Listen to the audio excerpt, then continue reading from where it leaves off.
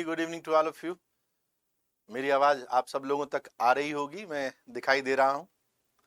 क्या मैं सुनाई दे रहा हूं? क्या मैं दिखाई दे रहा हूं? Very good evening to all of you and welcome in the first class of droppers batch mathematics. तो आवाज आ रही है, दिखाई दे रहा हूं, वीडियो चल रहा है, ओके गुड।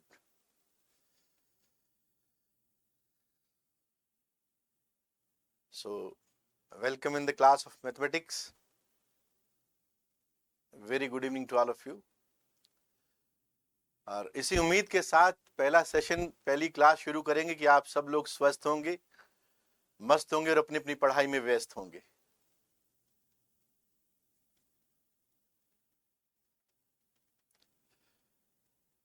तो देखो, आज पहली क्लास है तो थोड़ा सा ज्ञान दे दूं, मैं आपको थोड़ा सा बता दूं।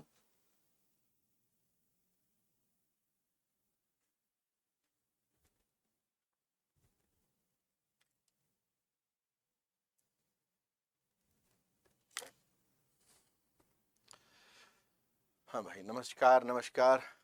आ जाओ भाई, आ जाओ, पढ़ने का टाइम हो गया है। तो पहली क्लास, कोई भी किताब आपको तब तक नहीं लेनी है जब तक मैं न कहूं। पहली बात तो यही है कि कोई भी किताब तब तक नहीं लेनी है जब तक मैं न कहूं।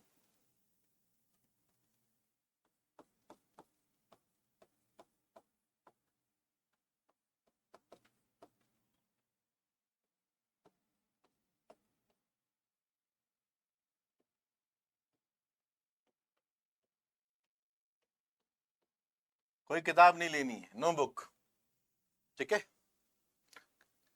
और जो मैं ये बताऊंगा ये दोबारा मैं कभी दोहराऊंगा नहीं, इसलिए अगर आप चाहो तो नोट कर सकते हो। कोई किताब मतलब कोई भी किताब नहीं लेनी है। दूसरी बात, क्लास करते वक्त आपको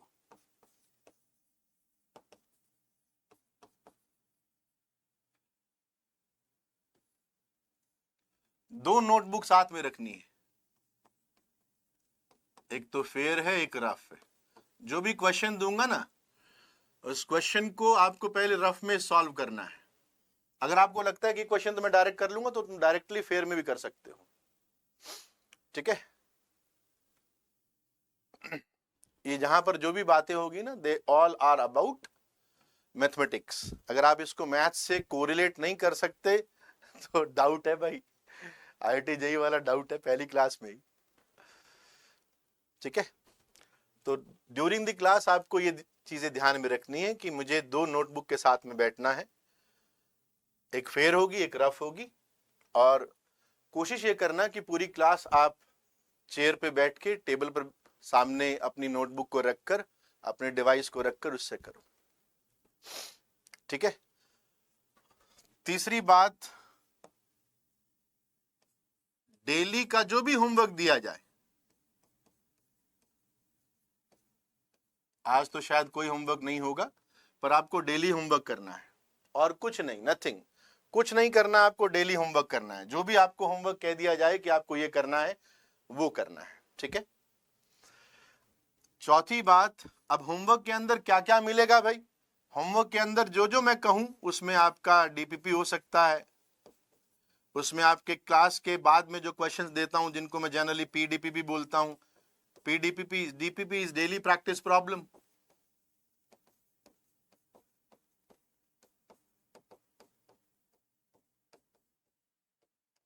और ये प्री डीपीपी है, मतलब क्लास के अंदर जो बताया है ना, सिर्फ उसी के ऊपर कुछ क्वेश्चंस दे सकता हूं।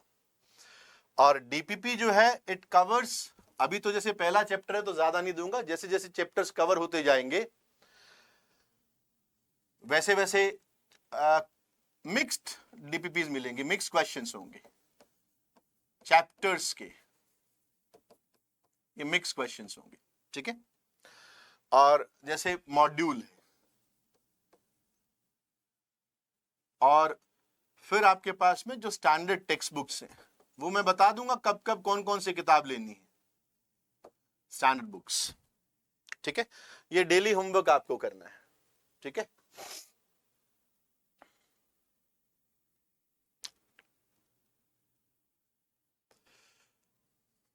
और चौथी बात ये ध्यान रखना, जर्नी जो है ना इज नॉट स्मूथ। जर्नी आपकी स्मूथ जनरली नहीं रहती है, क्योंकि आपको पता है कि ये 8 महीने का अपने पास टारगेट है और 2 साल का सिलेबस है, बहुत सारी चीजें आएंगी। आपने एक बार IIT JEE दे भी दिया है, तो वो थॉट भी रहेगा कि मेरा हुआ नहीं था, तो वो यादें जो है ना वो आपको थोड़ा परेशान करती हैं, तो आप ज़्यादा दिमाग मत लगाना। बस मैं तो ये चाहता हूं कि आप एकदम फ्रेश तरीके से शुरुआत करें, और ये ठान कर शुरुआत करें कि मुझे बस 8 ही महीने मिले हैं अपने जीवन को ट्रैक पर लाने के, अपना करियर बनाने के, है ना, इस फील्ड के अंदर। ठीक है, और पांचवी और लास्ट बात स्टूडेंट्स के लिए है, ये मतलब अपना ज्ञान अपने पास में।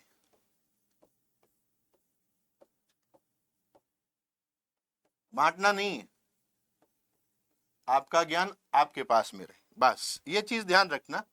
ऑनलाइन में मैंने देखा ये सबसे बड़ी समस्या है। ठीक है, और ड्रॉपर्स में तो खास करके ये समस्या ज्यादा हो जाती है, क्योंकि पता नहीं कहां कहां से पढ़ पढ़ के क्या क्या चीजें आ जाते हैं। तो मुझे लगता है कि ड्रॉपर्स को समझाने में कम समय लगता है, जो ऑलरेडी समझा हुआ है उसको मिटाने में ज्यादा समय लगता है। तो अपना ज्ञान अपने पास में रखो, जो टीचर बोल रहा है उसके सुनते जाओ। ठीक है, अगर ठीक लगता है आओ, इतनी बात है। डाउट आप सारे यहां पर पूछ सकते हो, जो भी आपका लेजिटिमेट डाउट होगा। नहीं, अब कोई बच्चा मुझसे पूछ रहा है कि सर मैं यहाँ पढ़ रहा हूँ और मेरे पेरेंट्स लड़ाई कर रहे हैं, मैं उसका क्या करूं, तो मैं उसका क्या जवाब दूं? ये मैथमेटिकली डाउट है ही नहीं। कोई मैथमेटिक के टॉपिक पर लेकर तुम्हारे पेरेंट्स में लड़ाई हुई है तो मैं सुलझा सकता हूं कि भाई कोई चीज है तो मुझे बता दो, मैं आपका निपटारा कर सकता हूं, मैटर को सुलझा सकता हूं। लेकिन अगर मान लो तुम्हारे पेरेंट्स में लड़ाई चल रही है और तुम पढ़ रहे हो और तुम मुझे इसके अंदर लिखकर बोल रहे हो कि भाई मुझे बताओ कि मैं क्या करूं, तो भाई मैं इसमें क्या कर सकता हूं? मैं बेबस हूं, मजबूर हूं, मैं कुछ नहीं कर सकता। ठीक है, तो ये चीजें हैं, जब जब जो जो चीजें कह दूं बस वो करनी है। ठीक है, आपको जो कहा जाए शॉर्ट के अंदर, ज्यादा दिमाग नहीं लगाना है अपने को। इन सब पॉइंट्स पर तुम लोग समझदार हो भाई, तुमको ज्यादा दिमाग नहीं लगाना है, जो कहा जाए वो करते जाओ। अननेसेसरी मैं एक किताब कर लूं, मैं बी कर लूं, मैं सी कर लूं, मैं डी कर लूं, मैं इसमें कुछ नहीं कहूंगा। तुम मुझसे 50 बार पूछोगे, मैं कुछ नहीं कहूंगा कि सर मैं फलां ऑथर की या फलां पब्लिशर की किताब कर लूं। तुम यहाँ पे लिखते जाओ सुबह से लेकर शाम तक, और डेली मैं उसका जवाब देने वाला नहीं हूं। ठीक है, मैंने आपको कह दिया कि जो किताब मैं बताऊं सिर्फ उस किताब को करना है, उसके अलावा तुम्हारे पास 1000 किताबें हो, मुझे उससे कोई मतलब नहीं है। और जो कहता जाऊं वो करते जाओ, तो तुमको जो सोच कर आए हो उससे अच्छा ही रिजल्ट मिलेगा। ड्यूरेशन ऑफ, आपको मालूम होगा कि हर क्लास जो है वीक के अंदर 2 क्लासेस है,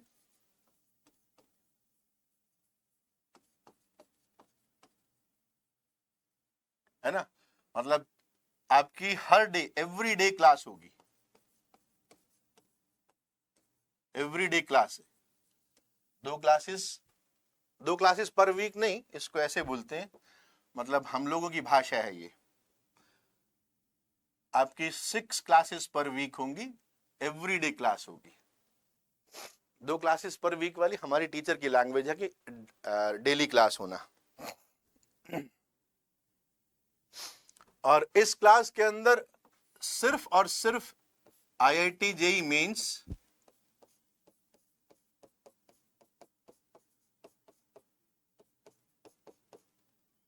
एंड एडवांस, इसकी तैयारी होगी बस। इसके अलावा और कुछ नहीं। इससे फला एग्जाम निकलता है क्या, इससे वो एग्जाम निकलता है क्या, इससे वो एग्जाम निकलता है क्या, मैं इनका कोई जवाब नहीं देने वाला। ठीक है, वो निकलता है नहीं निकलता मुझे उससे कोई ज्यादा मतलब नहीं है। मैं IIT JEE mains and advance को टारगेट करते हुए कि इसमें आपकी अच्छी रैंक कैसे आ सकती है, सिर्फ मैं उतनी बात को ध्यान में रखते हुए पढ़ाई करवाऊंगा। ठीक है, जब तक, अब दोबारा बता रहा हूं कि जब तक मैं न कह दूं तुमको कोई किताब नहीं लेनी है, जब मैं कहूंगा कि ब्लैक बुक ले लो तब ब्लैक बुक ले लेना, तब तक तुमको ब्लैक बुक भी नहीं लेनी है, ठीक है ना? ओके, तुम्हारे कोई क्वेश्चंस हो, मैं आपके क्वेश्चंस के आंसर आज कर सकता हूं, क्योंकि आज अपने पास में पहली क्लास है, तो जो भी तुम पूछना चाहो और जो मुझे लगेगा कि yes this is the question, वो मैं आपका आंसर कर सकता हूं। मॉड्यूल जो है आपके ऐप पर अपलोडेड है, वो मॉड्यूल ले सकते हो, मॉड्यूल्स ऐप पर अपलोडेड हैं।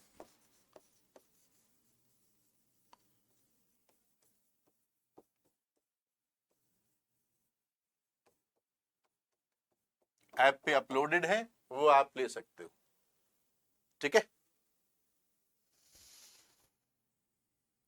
हाँ, एक चीज बड़े काम की है कि how to revise.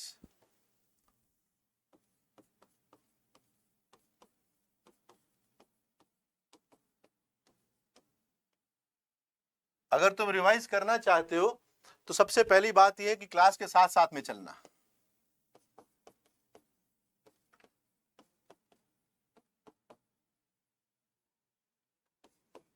Live class में चलोगे उसका अलग इफेक्ट आता है, ठीक है ना? नहीं, मॉड्यूल रैंक 1 ला सकते हैं, उससे ज्यादा का तो मुझे पता नहीं है। मॉड्यूल्स को अगर तुम ढंग से कर लो और जो भी यहाँ बताता हूँ वो तुम सब कर लो तो रैंक 1 आ सकता है, उससे ज्यादा का मुझे आइडिया नहीं। हाँ, बेसिक से, बिल्कुल बेसिक से पढ़ाया जाएगा, रिवाइज इसके साथ में हो जाएगा, फॉलो द क्लास बस, ठीक है ना? इसके अलावा कुछ नहीं करना है, फॉलो द क्लास।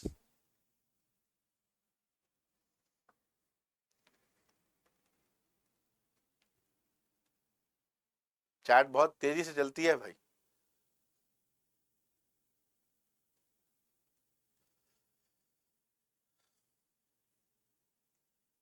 और कुछ करने की जरूरत नहीं है, वो सब हो जाएगा क्लासेस के अंदर। जो आपको मिलेगा, आपके पीवाईक्यूज कवर हो जाते हैं, पीवाईक्यूज कवर हो जाते हैं, इसके अंदर पीवाईक्यूज कवर हो जाएंगे, कोई खास बात नहीं है।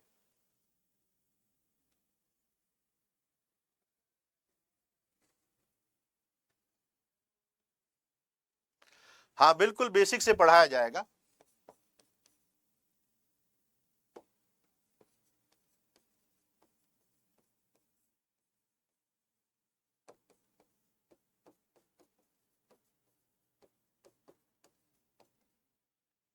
From very basic to advance plus, थोड़ा सा एडवांस से कई टॉपिक के अंदर एडवांस से थोड़ा मुश्किल सवाल भी करवाते हैं, ठीक है?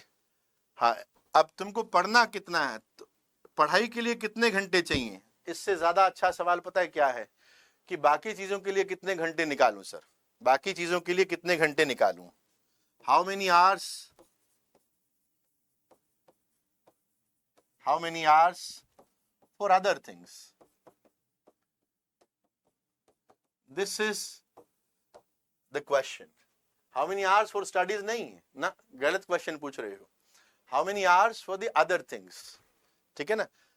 तो जितना मिनिमम टाइम अदर चीजों को दे सकते हो उतना देना, मैक्सिमम टाइम तुम्हारे पास में पढ़ाई का होना चाहिए।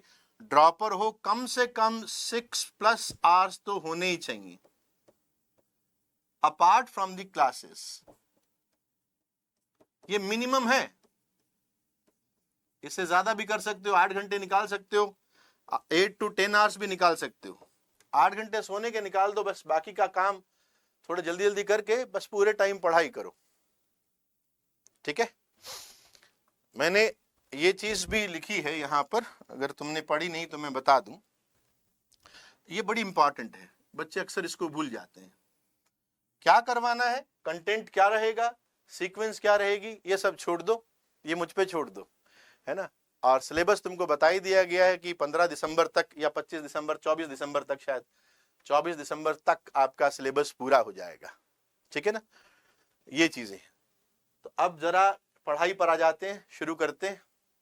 आज से हम लोग बेसिक मैथमेटिक्स आज शुरू करेंगे, बिल्कुल बेसिक मैथमेटिक्स, ओके?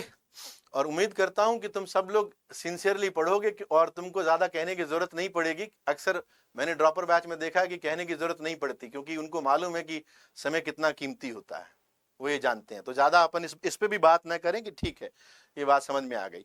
बाकी चीजें हम लोग डे टू डे क्लासेस के अंदर जो भी इंपॉर्टेंट चीज होगी वो हम लोग बताते जाएंगे आपको, ठीक है ना। अपन कोशिश करें कि पढ़ाई के ऊपर ज्यादा ध्यान दें। ये बिना वजह की बात कर करके तो अपन ड्रॉपर बन गए हैं, है ना, और यही बात करते रहेंगे तो फिर दिक्कत वाली बात है, ठीक है। हाँ, वो मॉड्यूल जितना भी मटेरियल है ना, that is more than sufficient. Material जो है that is more than sufficient. The material which ever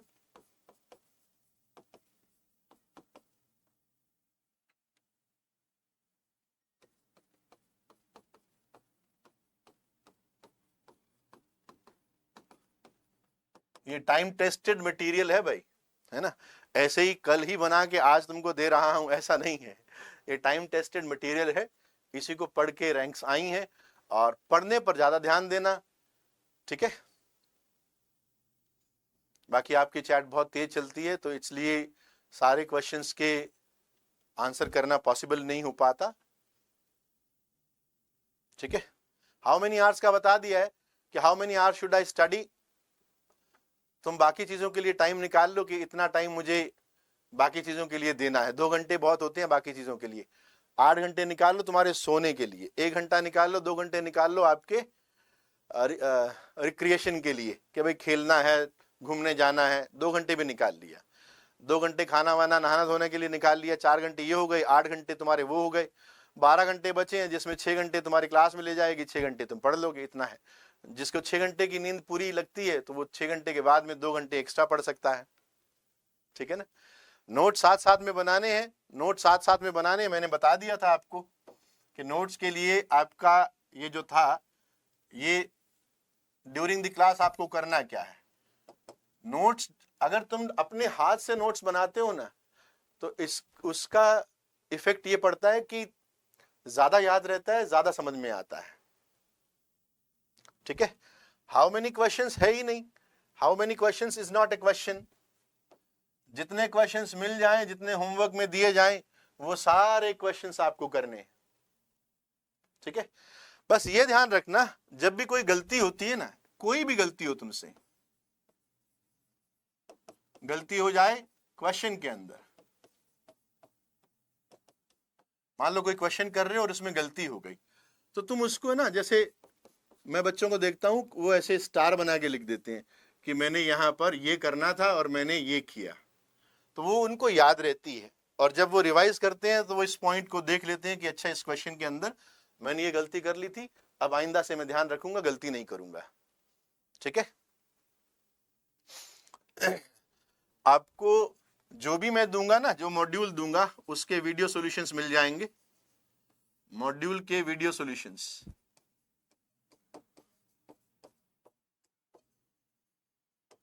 वो मिल जाएंगे। और तुमको क्या करना है, पूरा वीडियो नहीं देखना है। जैसे मान लो मॉड्यूल के अंदर 15 सवाल हैं और तुम्हारे डाउट आया 2, 7 एंड 11 के अंदर, तो तुमको सिर्फ 2, 7 एंड 11 क्वेश्चन नंबर पर जाना है, वही देखना है, ठीक है। कोई तुमको मोटिवेट करने नहीं आएगा, सेल्फ मोटिवेटेड रहना पड़ेगा, है ना। आप ये मत सोचना जीवन तुम्हारा है, तुमको सेल्फ मोटिवेटेड रहना पड़ेगा कि यस ये सपना तुम्हारा है या मेरा है। मेरा सपना थोड़ी है, मेरा सपना तो अच्छा पढ़ाना है। सपना तुम्हारा है कि IIT JEE के अंदर, एडवांस के अंदर अच्छी रैंक लेकर आना। तो तुमको उस सपने को खुद पोषित करना है, उसे पानी देना है, एकदम पौधे की तरह पालना है, तब तुम्हारा सपना पूरा होगा, ठीक है। अब ट्रक के पीछे अगर तुम देखते हो कि सर मोटिवेशन लाइन लिखी हुई होती है ना, हर ट्रक के पीछे जनरली ये क्या करते हैं, मोटिवेशन वाली लाइन लिख देते हैं। तो तुम अगर मान लो किसी दिन उठते हो, सुबह सुबह उठते हो और पूरे दिन घूमते हो, तुमको कोई ट्रक दिखाई नहीं देता जिसके पीछे वो लाइन लिखी हुई हो, तो क्या तुम अपने आप को डिमोटिवेटेड फील करोगे कि आज तो ट्रक नहीं मिला यार, उसके पीछे लाइन लिखी होती थी, है ना। तो अपने को सेल्फ मोटिवेटेड रहना, अपने आप को auto suggestions, positive auto suggestions दिया करो।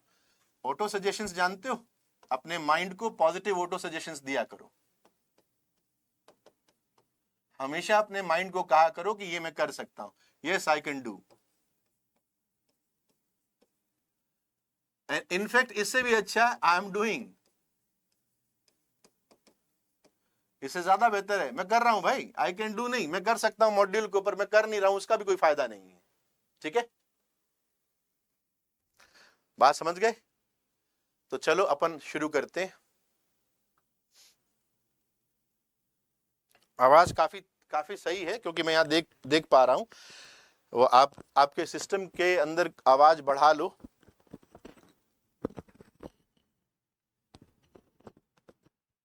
हर चीज के सॉल्यूशन मिलेंगे तो इट्स ए सिंपल स्पॉइलर है वो।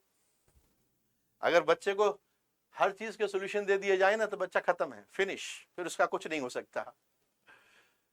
बाकी हम लोग हैं ही यहाँ पर, आपके जो भी डाउट आते हैं हम लोग हैंडल करेंगे ही। ठीक है, तो आज हम लोग शुरू करेंगे बेसिक मैथमेटिक्स से। ठीक है, और एक बात ध्यान रखना, ये कितनी भी बेसिक क्यों ना हो तुमको पढ़नी है। अगर मैं बता रहा हूं कि आपको ये पढ़ना है मतलब पढ़ना है। टीचर अगर कुछ कह दे, मैं कुछ कह दूं ना कि आपको ये करना है मतलब करना है, दैट्स इट। वो नहीं कि सर मैं क्यों क्यों करूं इसको, वो फिर तू उस लाइन पर जा ही नहीं रहा है, तू पहले वाली लाइन पर चल रहा है, और पहले वाले रास्ते पे चलेगा तो रिजल्ट भी वही होगा जो पहले हुआ था। तो वो ना हो, इसके लिए जरूरी है कि जो टीचर कह दे वो कर लो। जैसे मैथ्स में मैं ये कह दूं ये करना है, वो कर लो, चाहे वो कितनी भी बेसिक क्यों ना हो, पर तुमको करनी है। ठीक है, ठीक है, ओके। चलो बच्चे शुरू करते हैं अपन। तुम लोग सब लोग जानते होंगे, ये मेरे मैथ्स के गुरु हैं वीके बंसल। तो मेरी ये आदत है कि पहली क्लास में जनरली जब शुरू करता हूँ तो इनको मैं ध्यान में रखते हुए और बच्चों को ये बताते हुए कि जो भी मैथ्स में जो भी मैं जानता हूँ सब मैंने इनसे सीखा है, इन्हीं की क्लास में बैठकर मैंने सब कुछ सीखा है। ठीक है, तो मैं इनको याद करते हुए तुम्हारा ये सेशन स्टार्ट करूंगा। चलो बच्चों आ जाओ जरा। ये बिल्कुल बेसिक मैथ्स है, जिसको पता है बहुत बढ़िया, जिसको नहीं पता है वो नोट करते जाएगा। Right, number system, natural number. तुमको मालूम है ना कि नेचुरल नंबर क्या होते हैं? वो नंबर जिनसे काउंटिंग होती है। These all are natural numbers. इसको n से डिनोट करते हैं, जनरल एक्सप्रेशन जो है वो n से डिनोट करते हैं। और w होल नंबर के सेट को डिनोट किया जाता है। इसके अंदर अगर आप जीरो शामिल कर लेते हैं तो ये होल नंबर का सेट बन जाता है। एंड सेट ऑफ इंटीजर्स को IIT वाले z से डिनोट करते हैं, कभी कभी वो i से भी डिनोट कर देते हैं। तो z और i दोनों सिंबल है। और तुम्हें ये भी मालूम है कि इंटीजर्स क्या होते हैं? These are all integers. तो इसमें तुम देख रहे हो कि सम आर पॉजिटिव इंटीजर्स, ये सारे यहां से लेकर यहां तक, यहां से लेकर यहां तक, आगे तक, दे आर पॉजिटिव इंटीजर्स।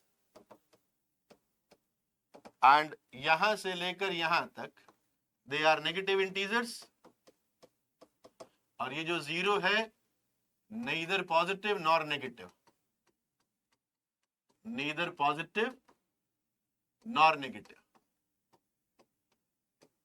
ये ना तो पॉजिटिव है ना नेगेटिव है, न्यूट्रल है।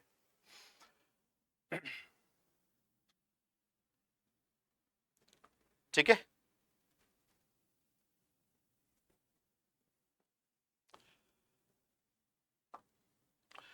Then we have even integers. ध्यान रखना, इवन इंटीजर्स का कोई एज सच सिंबल नहीं होता। इवन इंटीजर को, जैसे फोर्थ है ना, इवन इंटीजर्स किसी भी सेट से डिनोट कर सकते हो, लाइक -4, -2, 0, 2, 4। ये सारे के सारे इवन इंटीजर्स है, नेगेटिव भी शामिल है इसके अंदर। ठीक है, जीरो जो है ना, it is divided by, it is divisible by any number except zero. Zero is divisible by all except zero। That mean 0 by 0 है ना, एग्जैक्ट 0 by एग्जैक्ट 0, ये डिफाइन नहीं होता। बाकी 0 के नीचे कुछ भी लगाओ, it is 0. Odd integers, what are the odd integers? Which are not divisible by 2. These are odd integers. ठीक है? Even integers, odd integers, ये तो तुम लोग मुझे लगता है कि काफी टाइम से पढ़ते हुए आ रहे हो. हाँ, बेसिक वाली बात बिल्कुल सीरियसली ले ली, सही कह रहा है. मैंने बता दिया कि 0/0 डिफाइन नहीं है, तो अब इसको गांठ बांध लेनी है. अपना दिमाग नहीं लगाना है कि सर 0/0 इंफिनिटी होता है, 0/0 x होता है, 0/0 y होता है, वो सब छोड़ दो. 0/0 not defined, that's it. Then we move to what are prime numbers. अब ये भी तुमको मालूम है कि प्राइम नंबर्स होते क्या है. ऐसे नंबर जिनके लिए 1 एंड ऐसे natural numbers, 1 and number itself is the factor.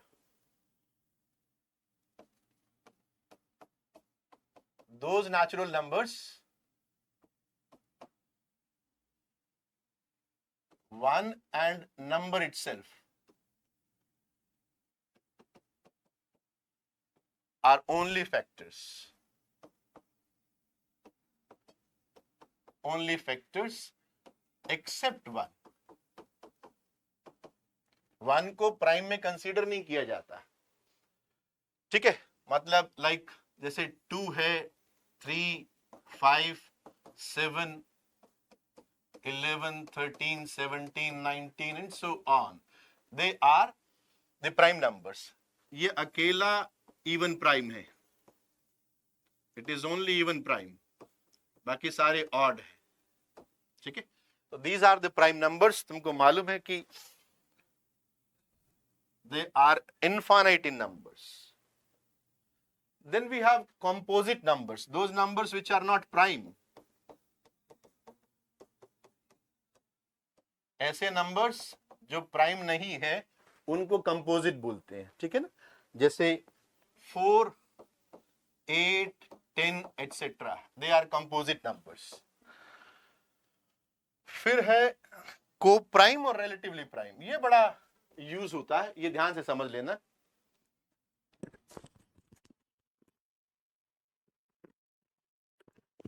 What are co-prime or relatively prime integers? Co-prime or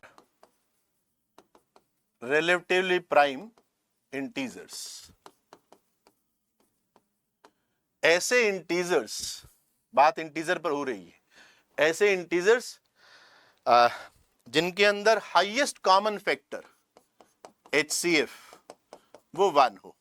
HCF is, जिसको GCD बोलते हो, हाईएस्ट कॉमन फैक्टर, वो 1 हो. उनका प्राइम होना जरूरी नहीं है. ठीक है, हाईएस्ट कॉमन फैक्टर 1 हो. जैसे आप देखो कि 4 and 5. 4 and 5 are relatively prime. ठीक है, जबकि 4 प्राइम नहीं है. लेकिन 4 and 5 के अंदर HCF अगर मैं पूछूं कि 4 and 5 का HCF क्या है, मुझे लगता है सब बच्चे यही आंसर करेंगे कि इसका HCF 1 है सर. ठीक है ना. नेगेटिव भी हो सकते हैं. को prime, relatively prime, negative integers पर भी डिफाइन होते हैं. राइट. अब इसमें कोई, अब इसके ऊपर ज्यादा दिमाग नहीं लगाना है. अगर मैं ये कह दूं कि n and n plus 1, n and n plus 1, let's say n is a natural number या n is integer, n is integer, तो वो आपके पास में रिलेटिवली प्राइम, को प्राइम ही आएंगे. 2 कंसेक्यूटिव इंटीजर्स की बात कर रहा हूं.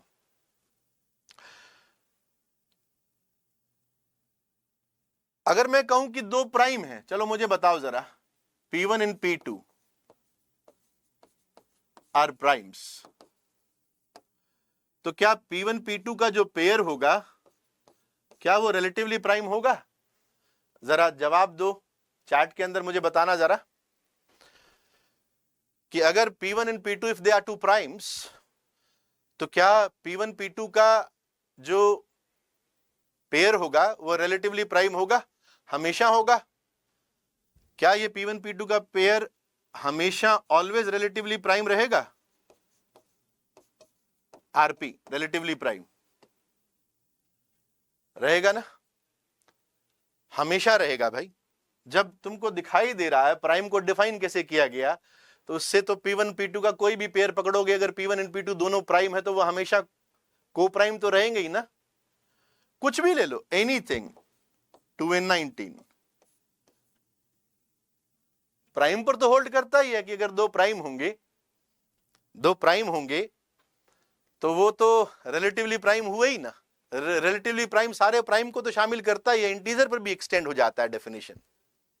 ऑलवेज ऑलवेज होगा, ऑलवेज रिलेटिवली प्राइम होगा। दो प्राइम जोड़ा जो होगा ना, प्राइम नंबर है अगर P1 and P2, they are always relatively prime. ठीक है ना? तुम उठाओ ना, इनमें हाईएस्ट कॉमन फैक्टर क्या है सर? 1 है हाईएस्ट कॉमन फैक्टर। HCF अगर मैं आपसे पूछूं कि 2n19 का HCF क्या है, तुम्हारा जवाब अगर 1 है तो मेरा आंसर ये है कि ये को प्राइम है, रिलेटिवली प्राइम है। ठीक है ना? P1 एंड P2 लिखने का मतलब समझ रहे हो? P1 एंड P2 ये अज्यूम कर रहा है कि डिस्टिंक्ट है। ठीक है? ये अज्यूम कर रहा है कि डिस्टिंक्ट है, कि P1 and P2 are distinct prime. ठीक है? हाईएस्ट कॉमन फैक्टर के लिए बैकलॉग 9th या 8th का है भाई, वो तो तुम्ही को कंप्लीट करना पड़ेगा कि हाईएस्ट कॉमन फैक्टर क्या होता है। ये अगर P1 P2 लिखा है ना, ये डिस्टिंक्ट, अब तुम्हारे लिए मैंने लिख भी दिया कि ये डिस्टिंक्ट है। ठीक है? तो दीज आर कोप्राइम और रिलेटिवली प्राइम इंटीजर्स। अब इससे जुड़ा हुआ कंसेप्ट लगता है कि एक कंसेप्ट है ट्विन प्राइम का। ट्विन प्राइम का कंसेप्ट जो है, it is extended over only primes. Only primes पर ही एक्सटेंडेड है। ओनली प्राइम्स पर एक्सटेंडेड क्या है कि अगर मेरे पास में दो प्राइम है और उनका जो डिफरेंस है, if P1 and P2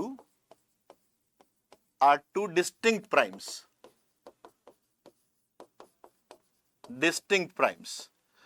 and difference P1 minus P2 का difference modulus of P1 minus P2, if it is 2, then we say that they are twin prime. Okay? जैसे for example 3 and 5 they are twin prime, दोनों prime है। ध्यान रखना दोनों prime होने चाहिए। तो 3 and 5 आर ट्विन प्राइम और उनका डिफरेंस दिखाई दे रहा है कि 2 है। 5 and 7, 11 and 13, 17 and 19, they all are examples of twin prime. 3 5 5 7 11 13, 2 primes with difference 2। ये सारी चीजें याद रखनी है। जैसे को प्राइम तो बहुत बार यूज होगा, जेई वाले इंटीजर टाइप के क्वेश्चन बनाने के अंदर इसको यूज करते हैं। ठीक है? तो रिलेटिवली प्राइम या को प्राइम ये भी याद रखना। ट्विन प्राइम हो, ट्विन प्राइम के अंदर दोनों का प्राइम होना जरूरी है कि उनका जो डिफरेंस होगा दैट मस्ट बी 2। हाँ 29 31 एटसेट्रा जो भी आते हैं।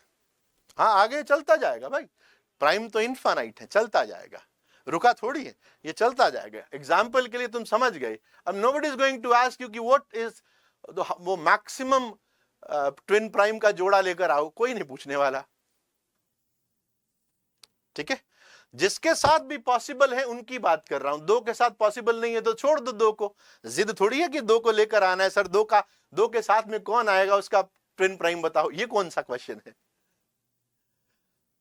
5 3 and 3 5 एक ही बात है। 5 3 and 3 5 they are one the same thing, अगर हम ट्विन प्राइम की बात कर रहे हैं तो। ठीक है ना? तो ट्विन प्राइम की बात के लिए 5 3 लिखना या 3 5 लिखना एक ही बात है, 5 7 लिखना या 7 5 लिखना एक ही बात है। ठीक है ना? तो वो पूरा क्लियर हो गया होगा कि क्या कहना चाह रहा हूं। बेसिक चीजें अपन फटाफट बेसिक से चीजें कवर करेंगे।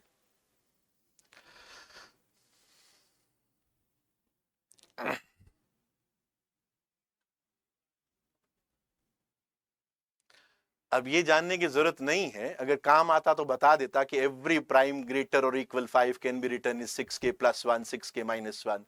आज तक तो 78 से मैं देख रहा हूं कि आज तक तो कभी पूछा नहीं गया है, और पूछा जाएगा तो ध्यान रख लेंगे।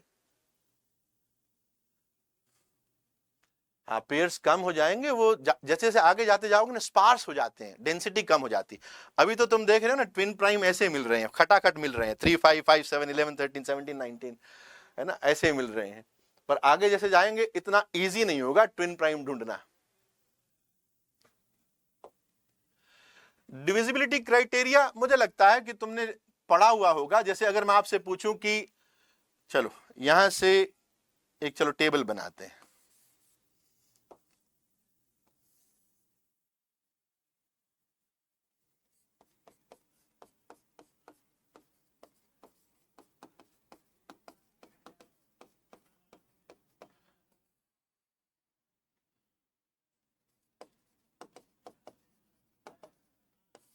अगर मैं कहूं कि कोई नंबर n 2 से डिविजिबल है, तो तुम जानते हो कि इसका क्राइटेरिया क्या है।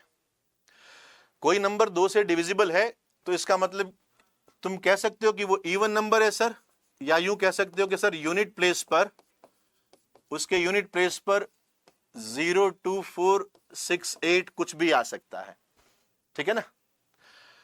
अच्छा मुझे बताओ जरा, डिविजिबिलिटी बाय 3 से तुम क्या समझते हो, या एक नंबर 3 से डिविजिबल है इसका क्राइटेरिया क्या है। ये लोअर क्लासेस में तुमने पढ़ा होगा, बताओ जरा। 2 एंड 3 ट्विन प्राइम नहीं हुए ना, बुद्धि लगा, उनमें डिफरेंस 2 का नहीं है। हाँ, इसका क्राइटेरिया क्या हुआ, जैसे यूनिट प्लेस 2, ये तो सिंपल था ना, कि जैसे 2026 नंबर का एग्जाम्पल भी दे देंगे अपन।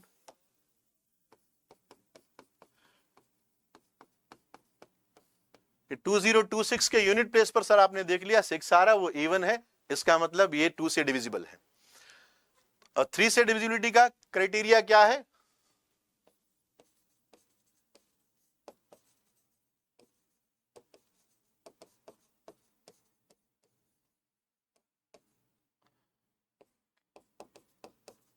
सम of all digits should be divisible by 3, ठीक है ना। हाँ, सम जो है ना वो 3 से डिविजिबल होना चाहिए। जैसे 2027 ये ले लें, 2027, तो तुम देख रहे हो कि डिजिट जो है वो 2 + 0 + 2 + 7 11 हो गया क्या, 12 कर दो, 8 कर दो, तो this is 12, so this is divisible by 3, तो 2028 is divisible by 3। 3 से डिविजिबिलिटी का क्राइटेरिया ये हो गया। अच्छा अब मुझे बताओ जरा कि अगर मैं आपसे पूछूं कि एक नंबर 4 से डिविजिबल है, एक नंबर 4 से डिविजिबल है, तो क्या क्राइटेरिया होना चाहिए। एक नंबर 4 से डिविजिबल है, हाँ, last 2 digit of the number, last 2 digits of the number must be divisible by 4। Simple, last की 2 डिजिट अगर 4 से डिविजिबल है तो वो नंबर 4 से डिविजिबल है। जैसे 200148, तो ये लास्ट की 2 डिजिट अगर 4 से डिविजिबल है तो ये नंबर 4 से डिविजिबल है। That's it. Now tell me what is the divisibility criteria of 5। Basic तुमको भी तो पता होना चाहिए। Unit digit, good good, very good, शाबाश। कि यूनिट डिजिट तुम भूले नहीं हो, ये खुशी की बात है कि यूनिट डिजिट इज आइदर 0 और 5।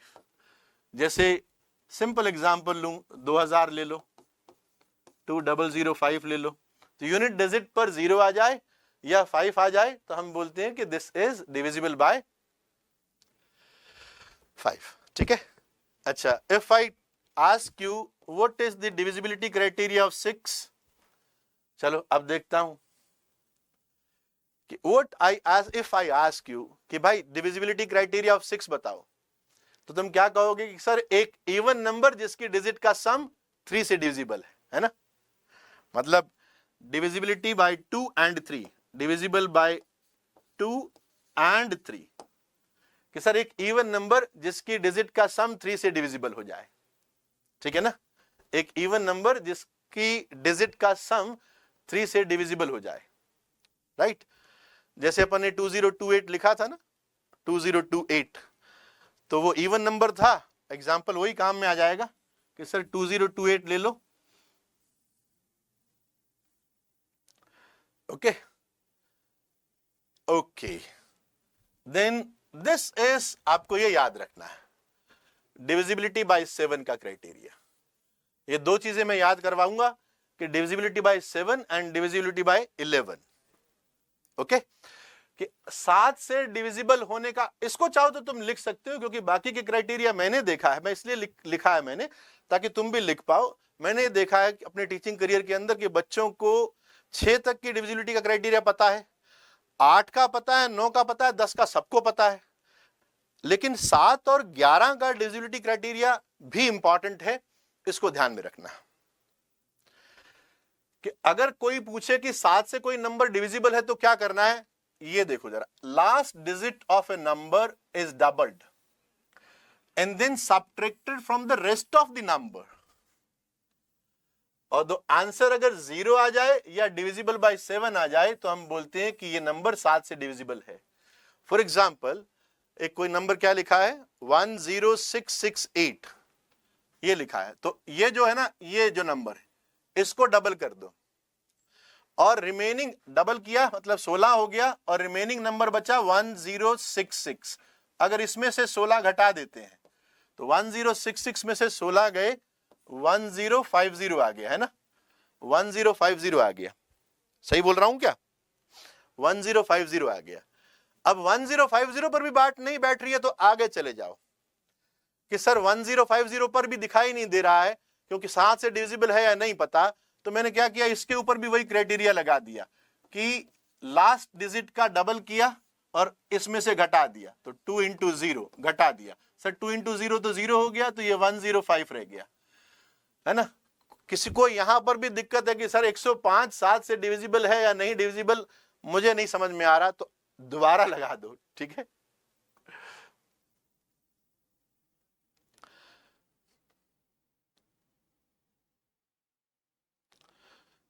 तो 105 तो मुझे लगता है तुमको दिखाई दे गया होगा कि ये सर 7 से डिविजिबल है, ठीक है।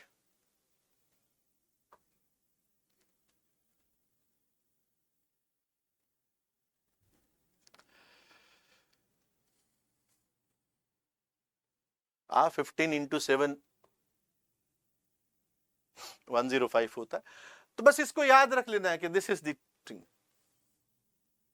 हाँ, डायरेक्ट डिवाइड करके देख लो, बहुत अच्छी बात है, कोई दिक्कत नहीं है। नंबर थोड़ा बड़ा आ जाएगा तो हो सकता है तुमको दिक्कत हो जाए, मतलब थोड़ा टाइम लग जाए।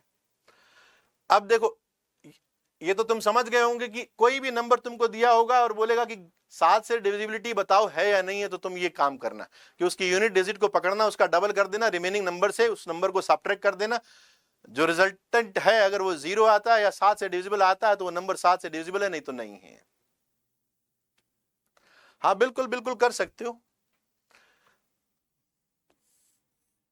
11 से डिविजिबिलिटी का क्राइटेरिया क्या है, add every even place digit, मान लो वो सम x आता है और ऑड प्लेसेस की डिजिट जो रिमेनिंग डिजिट्स हैं उनका सम y आता है। अगर x minus y modulus wise difference, अगर वो मॉड्यूलस वाइज 0 आए या मल्टीपल ऑफ 11 आए तो हम बोलते हैं कि वो नंबर 11 से डिविजिबल है। अब जैसे इसके अंदर x क्या है, x is even place digit, second place fourth place, 6 plus 6 that is equals to 12। y क्या है, ऑड प्लेस डिजिट का सम 1 7, 1 plus 7 plus 4, ये भी 12 आया। Mod of 12 minus 12 comes out 0, therefore it is divisible by 11.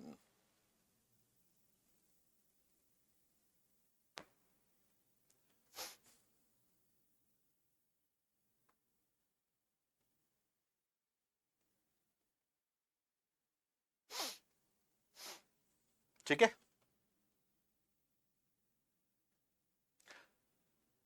10668 number पर किया है ना। ये बुद्धिमान बालक, इसमें देख जरा क्या किया है, 10668 है, तो लास्ट डिजिट क्या है सर, 8 है। डबल किसका करोगे, इसका करोगे ना।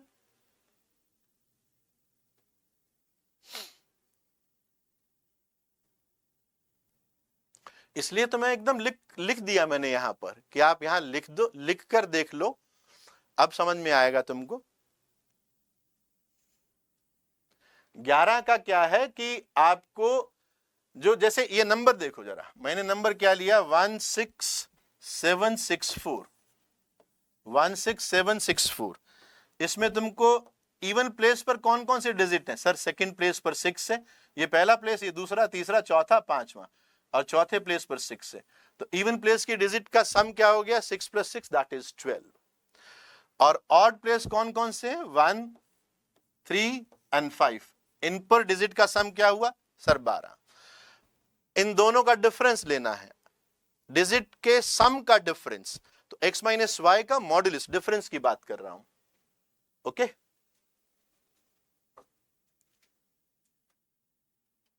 देख लो, नोट कर लो, ये दोनों अच्छे हैं।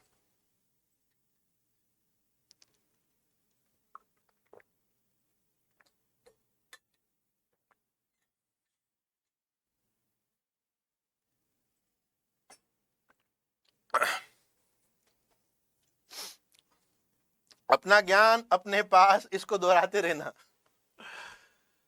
एक बात आती है द प्रिंसिपल स्क्वायर रूट, अभी मैं कॉम्प्लेक्स नंबर पर बात नहीं कर रहा हूं, प्रिंसिपल स्क्वायर रूट। तुम ध्यान रखना कि अगर मैं कह दूं कि स्क्वायर रूट ऑफ 16 क्या है, स्क्वायर रूट ऑफ एनीथिंग क्या है, अगर मैं रियल नंबर सिस्टम पर बात करूं, प्रिंसिपल स्क्वायर रूट की बात कर लो रियल नंबर सिस्टम पर, तो स्क्वायर रूट ऑफ 16 इज 4। अब तुम कैसा भी लॉजिक दोगे मैं उसे एक्सेप्ट नहीं करने वाला। तुम ये कहोगे कि सर मैं इसको 16 को -4 का स्क्वायर लिख दूं, और -4 का स्क्वायर रूट सर -4 हो गया, मैं बोलूंगा गलत है, क्योंकि डिफाइन कैसे किया गया कि x² का square root modulus of x होता है। तुम ड्रॉपर हो तो मॉड के बारे में जानते हो, mod of x is always greater और इक्वल 0। अगर कोई मुझे बोलता है कि स्क्वायर रूट ऑफ 0 क्या होता है, बस तब मैं आंसर करता हूं 0, नहीं तो मेरा आंसर हमेशा पॉजिटिव होता है। 8 का कुछ खास बात नहीं है, divisibility criteria of 8 is not that important. अगर कोई चाहे तो 8 का डिविजिबिलिटी क्राइटेरिया समझ सकता है कि सर डिविजिबल बाय 8 क्राइटेरिया क्या होगा, last 3 digits must be divisible by 8। और 9 का क्या हो गया, sum of the digits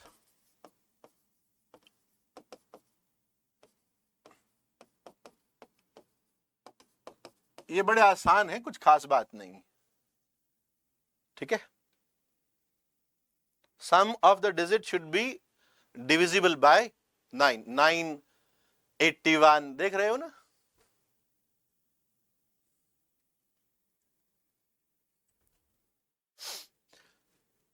divisibility का कंसेप्ट ही नहीं मालूम तो मैं कैसे बताऊं तेरे को कि 6 का डिविजिबिलिटी क्राइटेरिया 3 पर फेल हो गया। उसके लिए तो डिविजिबिलिटी का कंसेप्ट पहले मालूम होना चाहिए। तो प्रिंसिपल स्क्वायर रूट को ध्यान रखना।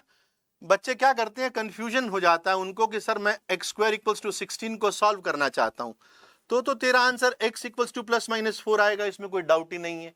सर ये वाला आंसर कैसे आया, ये वाला आंसर कैसे आया, आपने तो बताया था कि स्क्वायर रूट पॉजिटिव होता है। देखो जरा, बताया तो सही था, रूट ऑफ 16 विद +- साइन, यहां से x² = 16 से ये लिखा करो x = +- root of 16। Root of 16 तो 4 ही है, रूट ऑफ 16 तो 4 ही है, वो +- के कारण +-4 आता है, ठीक है ना।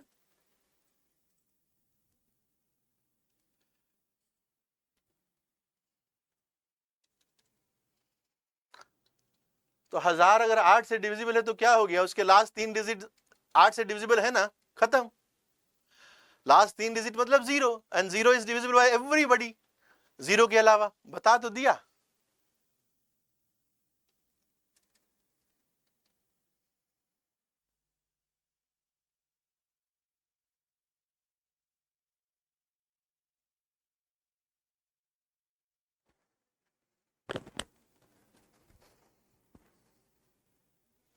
डिफाइन है, दिस इज डिफाइंड, ये डिफाइंड है रियल नंबर सिस्टम पर, ये डेफिनेशन है,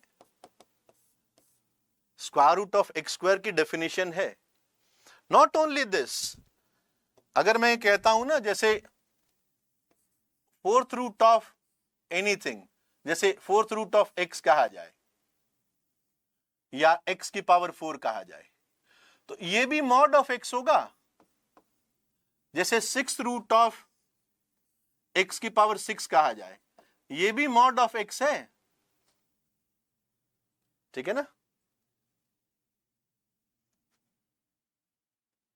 मतलब फोर्थ रूट ऑफ, अगर मैं 16 बोलूंगा और कोई ये सोचता है कि सर मैं इस 16 को -2 की पावर 4 लिख सकता हूं, वो यहां तक तो राइट है, लेकिन अगर वो आंसर मुझे -2 करता है तो वो गलत आंसर है। ये मॉड ऑफ -2 होगा विच इज 2 ओनली, ठीक है।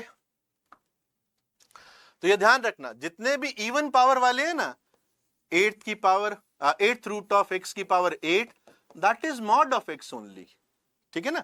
ऐसा मत बोल देना सर इसका आंसर वो होगा, ओके। और मोर ओवर मैं यहां पर पर्पसली लगा रहा हूं, अगर मैं आपको बोलता हूं कि what is fourth root of x, तो सबसे पहले तो मुझे आप मुझे ये बताओगे कि सर देखो ये एक्स लिया है ना, ये आपको ग्रेटर और इक्वल 0 लेना चाहिए। पहले तो आप मुझे करेक्ट करोगे कि सर आप कंडीशन डालिए कि अगर आप कोई इवन रूट ले रहे हो एक्स पर, तो x has to be greater और इक्वल 0, नेगेटिव नहीं होगा, ठीक है ना। मतलब आप ऐसा नहीं बोल सकते कि फोर्थ रूट ऑफ -9 क्या, रियल नंबर सिस्टम की बात कर रहा हूं, कि ऐसा कोई नंबर बताओ जिसको मैं 4 बार मल्टीप्लाई करूं और मेरा -9 आ जाए, है।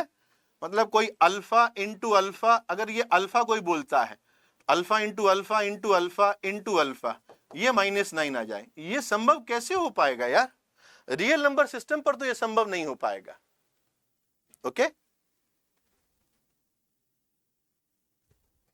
पहले इवन पावर पर कर लो, पहले इसको समझ लो कि ये क्या कहा गया है, कि जितने भी इवन पावर होती है ना सर, उनके लिए मॉड एक्स डिफाइन करते हैं।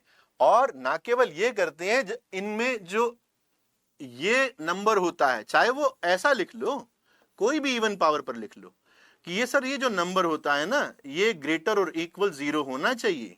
क्यों होना चाहिए? सिंपल लॉजिक है, रियल नंबर सिस्टम पर बात कर रहे हो। फोर्थ रूट ढूंढने का मतलब क्या हुआ? फोर्थ रूट ढूंढने का मतलब क्या हुआ? कोई ऐसा अल्फा खोज रहे हो कि उसको 4 बार मल्टीप्लाई करता हूं तो -9 आए। सर अल्फा की पावर 4 बराबर -9, ये रियल नंबर सिस्टम पर तो होगा नहीं, तो छोड़ दो।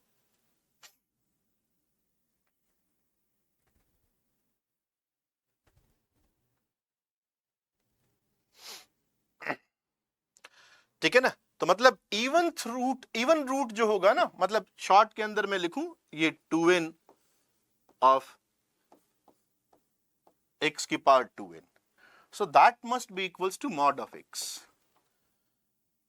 ये है जहां पे मैं n को ग्रेटर और इक्वल 2 ले रहा हूं, क्योंकि स्क्वायर रूट ऑफ x को तो ऐसे ही शो कर देते हैं, उसको ऐसे शो नहीं करते, ऐसे शो नहीं करते, उसको ऐसे ही शो कर देते हैं।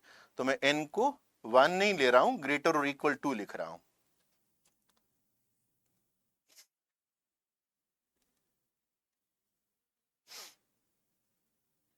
अब जैसे आपके पास में अगर ये बात आती है कि sir cube root of x क्या होता है, क्यूब रूट ऑफ एक्स ले लो, या फिफ्थ रूट ऑफ एक्स ले लो, या सेवंथ रूट ऑफ एक्स ले लो, है ना।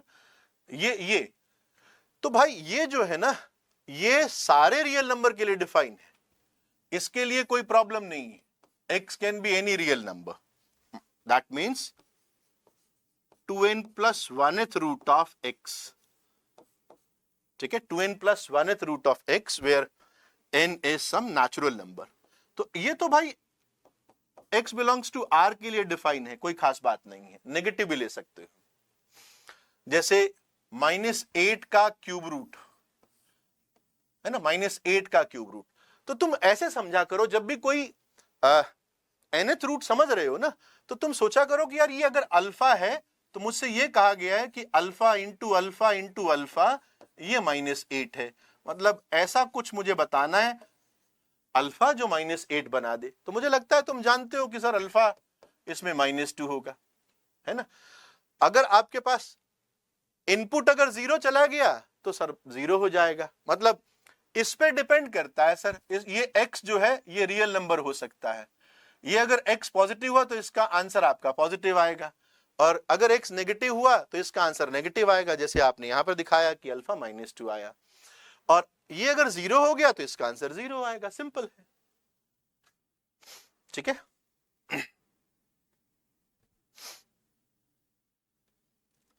तो ये सिंपल सिंपल चीजें हैं, इनको ध्यान में रख लेना।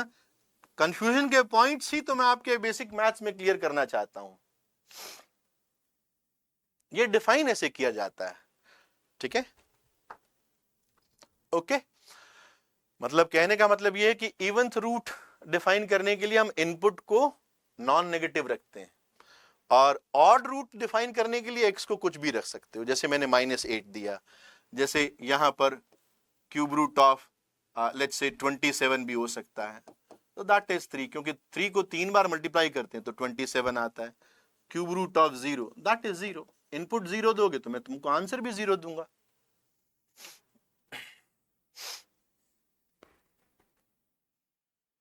Not only root, 4th root, 6th root, 8th root, इन सब में, ओके। तो ये चीज हमको ध्यान में रखने वाली है कि प्रिंसिपल स्क्वायर रूट का मतलब क्या है। ये तो अपन ने स्क्वायर रूट का मतलब सीखा, और स्क्वायर रूट बताना और इस इक्वेशन को सॉल्व करना दो अलग अलग बातें हैं। और ये मैंने आपको जनरलाइज कर दिया कि इवन 4th रूट हो, 6th रूट हो, 8th रूट हो, या कोई भी इवन रूट हो, तो इसका आंसर मॉड ऑफ x होता है, अगर x की पावर 4 का 4th रूट, x की पावर 6 का 6th रूट ये पूछे तो, है ना। ये आंसर अगर तुम मुझे दोगे कि 4th रूट ऑफ 16 बताओ और तुम मुझे आंसर -2 दोगे तो गलत मानूंगा मैं।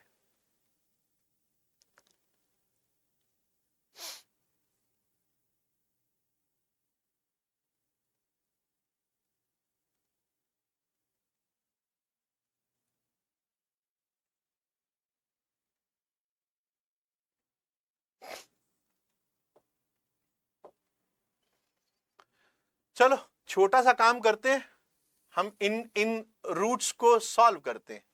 एक क्वेश्चन मैं करके बताऊंगा, बाकी तुम करोगे। जैसे स्क्वायर रूट ऑफ 5 - 2 इंटू √6 से। अब मैं इसको सॉल्व कैसे करता हूं, सिंपल तरीके से बता रहा हूं कि let's say it is 5 - 2 √6, okay. यहां पर आपके पास में ये जो भी कोई नंबर है ना, इस √6 को, इसको आप दो टुकड़ों में बांटिए, ए एंड बी में बांटिए, राइट। और ऐसा बांटिए कि उनका सम जो है वो आपके पास में, जैसे अगर मैं इसको बनाना चाहूं, मैं ये रीड कर रहा हूं 5 - 2 √6, मैं अंदर वाली क्वांटिटी को ऐसे बनाना चाहता हूं, I want to make it like a² -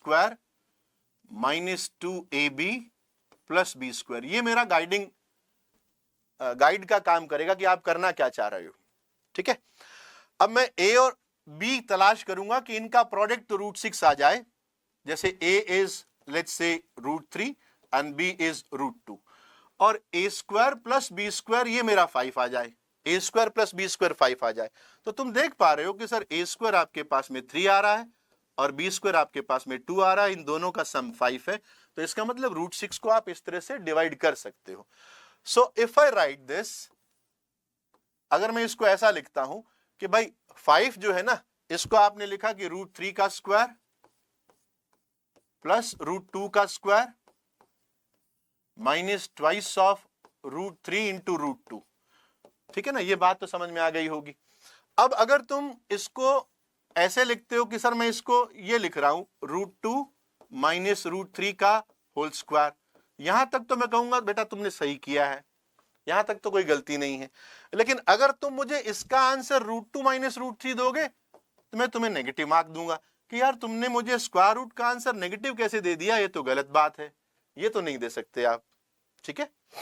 तो करेक्ट बात क्या है सर, मॉड लगाइए, मॉड ऑफ √2 माइनस √3 लिखिए, ओके, क्योंकि square root is always non negative number, so this must be √3 minus √2, okay, √3 minus √2। बात समझ में आनी चाहिए।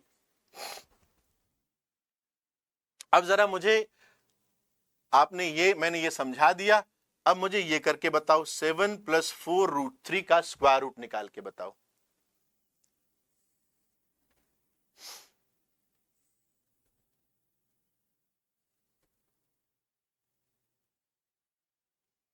सेवन प्लस 4√3 का स्क्वायर रूट। हाँ करेक्ट है भाई।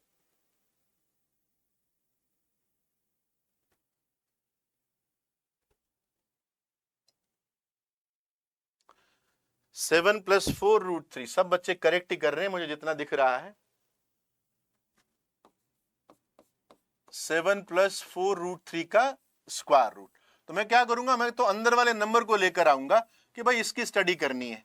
7 + 4√3। अब मुझे ये दिख गया कि ये प्लस का साइन है, तो मेरा दिमाग a² + b² + 2ab पे काम कर रहा है। मैं इस पे सोच रहा हूं कि अब इस बार a² + b² + 2ab पे सोचा जाए, ठीक है ना। तो पहले तो मैंने इसको 2 × 2 × √3 लगा दिया, ठीक है। अब 2ab, एक ट्राई तो यही करते हैं कि सर इसको अगर मैं a मान लूं कि a इसको ले लो, एक ट्राई ये है कि b अगर √3 है तो a² आपका 4 हुआ और b² 3 हुआ, इन दोनों का सम 7 आ रहा है, 7 ही चाहिए। तो पहली ट्राई से ही बन गया कि sir this is square root of, मतलब आपने इसको लिखा 2² + √3 का स्क्वायर 2 × 2 × √3। सर ये लिख दिया मैंने। Now this is equals to square root of 2 + √3 का होल स्क्वायर। अब तो कोई दिक्कत ही नहीं है सर, 2 + √3 + 2 दोनों पॉजिटिव नंबर है, तो इट इज 2 + √3। बात समझ में आ गई होगी।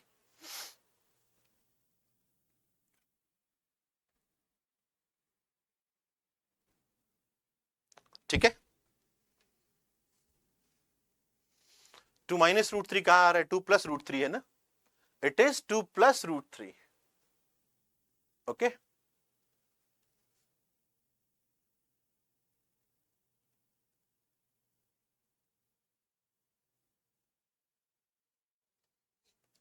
Now move to 18 - 2 √56। 18 - 2 √56, square root of 18 - 2 √56। तो आप 18 - 2 √56 इसके ऊपर विचार करो, आप इसके ऊपर विचार करो।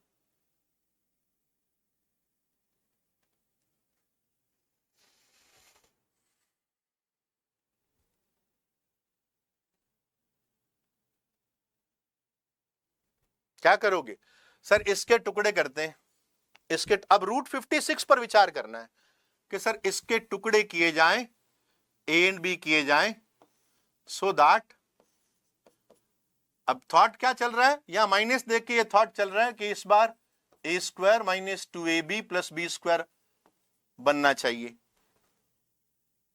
है ना।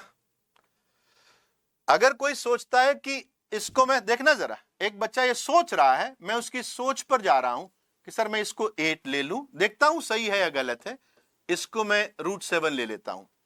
तो सर a² तो मेरे पास में 8 हुआ और b² मेरे पास में 7 हुआ, पर a² + b² तो 18 चाहिए, तब मैं कहूंगा कि ये गलत है। बात समझ में आ गई कि गलत क्यों हुआ, ठीक है ना। बात समझ में आनी भी चाहिए कि सर मैंने टुकड़े तो सही किए थे, √8 और √7 किया था और प्रोडक्ट √56 बन रहा था, खाली यही थोड़ी देखना है a² + b² 18 भी बनना चाहिए, इसलिए गलत हो गया। तो पहली ट्राई हमारी गलत हो गई। अब दूसरी ट्राई करते हैं, बताओ जरा अब क्या करें।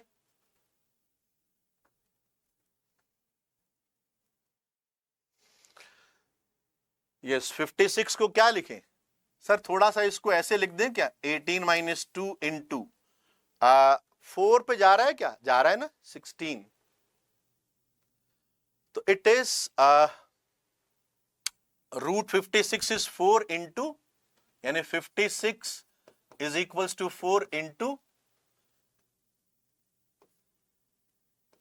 14, ऐसा है क्या कुछ, 4 × 14। तो सर मैं इसको ऐसा लिख दूं कि इट इज 2 × 2 × √14, तो चलेगा क्या? तो अब मैंने बोला कि यार इससे 2ab एक पॉसिबिलिटी बनती है कि a को आप √14 ले लो, 2 भी ले सकते हो, b को आप 2 ले लो। चलो एक पॉसिबिलिटी चेक करते हैं, एक पॉसिबिलिटी को चेक करते हैं कैसा बनाया। तो पॉसिबिलिटी है ये होगा या नहीं होगा ये तो मुझे a² + b² बताएगा। अब मैंने देखा कि a² + b², ये 14 + 4 18 आ गया और मुझे 18 चाहिए था। ये बात समझ में आई कि हाँ भाई अब कर सकते हैं, ठीक है। तो 18 को अब यू लिख सकते हो कि सर ये √14 का स्क्वायर -2 × 2 × √14 + 2 का स्क्वायर, ये बना सर। ओके, अब मैं इसको बोलूंगा कि ये तेरा बना स्क्वायर रूट के अंदर √14 - 2 का होल स्क्वायर, ये बना। ओके, सो दिस इज √14 2 से बड़ा है ना? बिल्कुल बड़ा है, तो मेरा आंसर √14 - 2 हुआ। बात समझ में आ गई? बिल्कुल बिल्कुल बेसिक से अपने को करना क्या है, ये करना है। √56 के फैक्टर कर करके देख सकते हो, और थोड़ा इंटेलिजेंटली देखोगे तो जल्दी मिल जाएगा, और नहीं तो गलत मिलेगा। कोई जरूरी नहीं है पहली बार में मिल जाए। पहली बार में तो √8 और √7 आए थे, वो √56 बना रहे थे, लेकिन a² + b² 18 नहीं बन रहा था, तो मैंने उसको ड्रॉप कर दिया। ठीक है, 2 - √14 मत लिख देना, दोबारा कह रहा हूं, इसका आंसर 2 - √14 नहीं है, ये इनकरेक्ट है, क्योंकि 2 - √14 is a negative number, square root can never be negative. 2 को √4 लिखना चाहो तो इसमें क्या खास बात है? इसको √4 लिखना चाहो तो क्या खास बात कर दी तुमने? कोई नई थ्योरी थोड़ी बनाई है। ओके, तो रूट को पहचानना आना चाहिए। अब ये सब तुम्हारी, मुझे लगता है कि a + b का स्क्वायर तो अपने प्राइम मिनिस्टर भी जानते हैं भाई, a² + b² + 2ab, it is a² + b² - 2ab। Sir a² - b² के दो फैक्टर बनते हैं, बचपन से बनाते आ रहे हैं, a + b and a - b। a + b का क्यूब ओपन करते आ रहे हैं sir, it is a³ + b³। मैं इसको ऐसे याद रखता हूं, 3ab a + b। अब कोई आगे लिखना चाहे तो लिख दे कि it is a³ + b³ + 3a² b + 3ab²। वो इसकी श्रद्धा है। बात समझ में आ गई? अब a³ - b का क्यूब, अब मैं कुछ नहीं करूंगा, मैं b को -b से रिप्लेस करूंगा और कुछ नहीं करूंगा। -b का cube -b³ -3ab a - b। लो भाई, मैंने ऊपर वाले रिजल्ट के अंदर b को -b से रिप्लेस कर दिया, आइडेंटिटी तो बना रहे हो, ठीक है ना?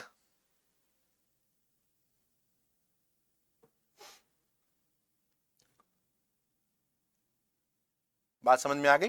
तो a - b का cube is a³ - b³। Further तुम्हारी इच्छा, सर ये आगे मैं ऐसा भी लिख सकता हूं, a³ - b³ -3a² b + 3ab²।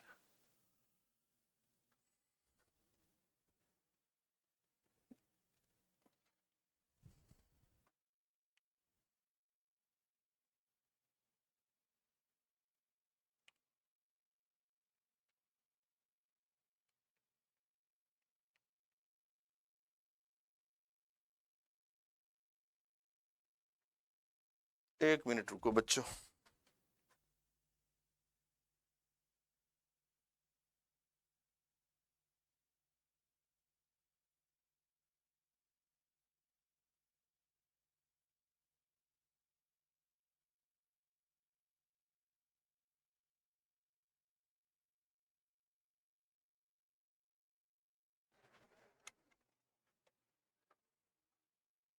हाँ भाई, ठीक है। और एसी के अंदर कोई प्रॉब्लम आ गई थी, गर्मी ज्यादा है। अब यहाँ पर कोटा के अंदर आज 44 डिग्री टेम्परेचर है, और ये पूरा जो है वो क्या बोलते हैं उसको, साउंड प्रूफ किया हुआ है, तो इसमें और गर्मी लगती है, और ये एसी बंद हो गया तो ये काम हो गया। ठीक है। अच्छा भाई चलो A cube plus B cube की बात करते हैं। A cube plus B cube, ये फैक्टर काफी यूजफुल है भाई, याद रख लेना। A plus B A square minus A B plus B square. अब क्या करें सर, मैं फिर तुमको यही कहूंगा कि बस मैं इसको याद रखता हूं और बी को माइनस बी से रिप्लेस कर देता हूं।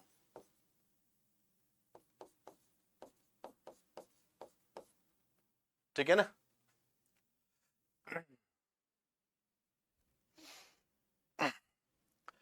भाई जिनके यहाँ बारिश हो रही है, ठंडा मौसम है, वो तो मजे ले रहे हैं।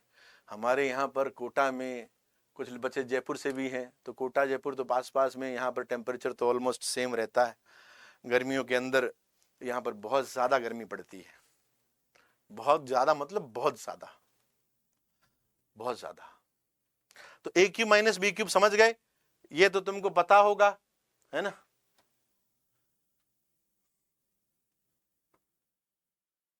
कोई कश्मीर से क्लास ले रहा है।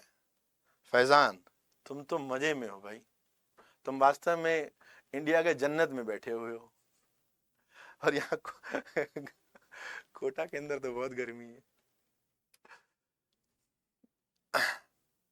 चलो कोई बात नहीं, गर्मी है तो कोई बात नहीं। अब आगे चलते हैं भाई। आइडेंटिटीज ये समझ में आ गई होंगी, है ना सर, इसमें क्या समझने वाली बात है, बचपन से पढ़ता आ रहा हूं। चले, अरे अंटार्कटिका आगे चले। ओके, ये बड़े काम किए हैं, जब मैं यूज करूंगा तुमको लगेगा कि अरे इनका ये भी यूज होता है, ये तो पता ही नहीं था।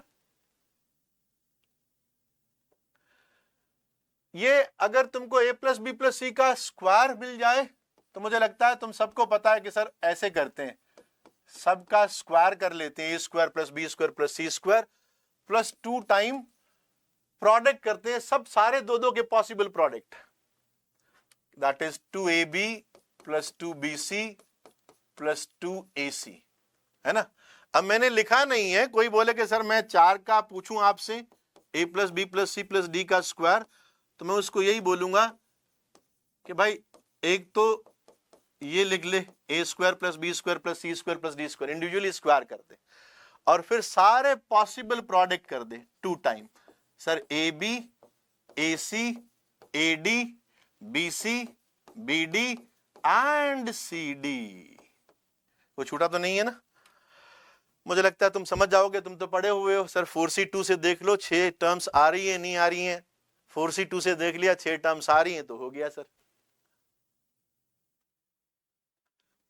ठीक है,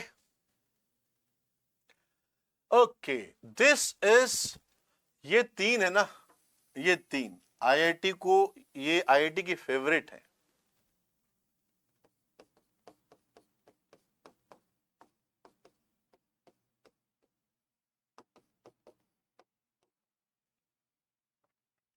ध्यान रखना, इसमें से कई बार पूछा जा चुका है। ओके, अब ये क्या है, ये देखो, A square plus B square plus C square minus A B minus B C minus C ए।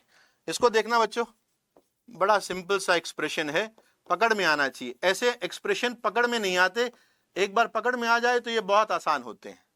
तुमको पकड़ में आ रहा है क्या, देखो जरा, A square plus B square plus C square minus A B minus B C. 4C2 चौंक गया ना, ऐसे ही कई बार चौंकाऊंगा तुमको पूरे टाइम। ये कर क्या रहे हैं अपन, a plus b plus c plus d का स्क्वायर में कर क्या रहे हैं सर, एक एक करके कर रहे हो, एक एक करके एक एक का स्क्वायर कर रहे हो, तो इसके कितने टर्म आएंगे सर, 4C1 आएंगे। और a B A C A d कितने टर्म आएंगे, 4C2 आएंगे। इसमें क्या खास बात है।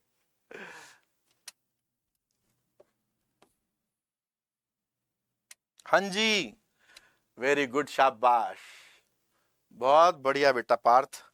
पार्थ ने मुझे बताया कि सर आप एक काम कीजिए, 2 से मल्टीप्लाई कर दीजिए, तो it is 2a square plus 2b square plus 2c² minus 2ab minus 2bc minus 2ac। उसको 2 से मल्टीप्लाई करने का थॉट क्यों आया? क्योंकि वो थोड़े अच्छे से देख रहा था इसको, वो बहुत केयरफुल ऑब्जर्वर था और उसने कहा कि सर देखो 2a² को लिखिए a² प्लस बी, अभी लिखता हूं, एक a² मैंने यूज कर लिया, एक b² यूज कर लिया और एक 2ab वाली टर्म ले आया। सर एक तो ये हो गया और एक सर बचा हुआ a² c² के साथ में ले लो, आपको 2ac वाली टर्म भी नजर आ रही होगी। अब एक b और एक c बचा हुआ है तो आप b² plus c² minus 2bc, sir ये पूरा बैलेंस हो गया। Twice of a² twice of b² twice of b, सब यूज कर लिया आपने। अब वो कहेगा सर ये देखो परफेक्ट स्क्वायर बन गए, तो this is equals to half of a minus b का होल स्क्वायर। ये याद रखनी है, एकदम रट के रखनी है, आईआईटी की फेवरेट है भाई, b माइनस सी का whole square and c minus a का होल स्क्वायर। ठीक है ना, जब तक जेई एडवांस नहीं फोड़ देते तब तक इसको याद रखना। उसके बाद में nobody is going to ask you कि a² plus b² plus c² minus ab minus bc minus c क्या होता है, बताओ। हाँ, अगर पेपर जो है इस शीट इसमें से बनेगा, अगर पेपर में एक कैसा क्वेश्चन पूछा उसका आंसर कर रहा हूं कि सर मैं ये याद कर लेता हूं तो आईआईटी कंफर्म है क्या, तो उसका आंसर क्या है, अगर पेपर पूरा का पूरा आईआईटी जेईई एडवांस यहां से बनाता है और तू इनको याद कर लेता है तो तेरा आईआईटी कंफर्म है।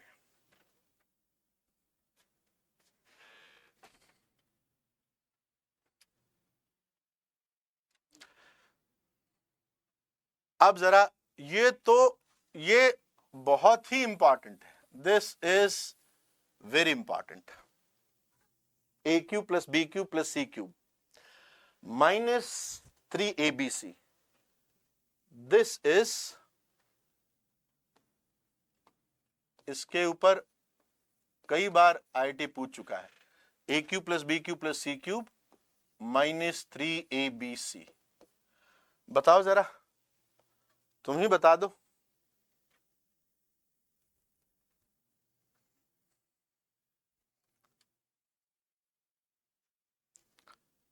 किसी को याद हो तो बताओ।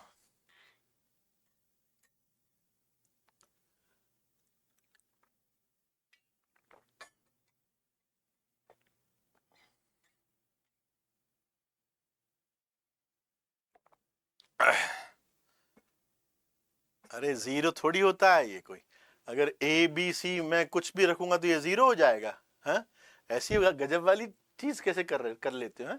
ऐसा कैसे कर लेते हो तुम? a³ plus b³ plus c³ minus 3abc, क्या ये ऐसी होती है क्या? इट इज ऐसा होता है? पहले मुझे बताना, मुझे पता नहीं है। सर ये a plus b plus c multiplied by a² plus b² plus c² minus ab minus bc minus c, sir ये होता है। ये सही बात है क्या?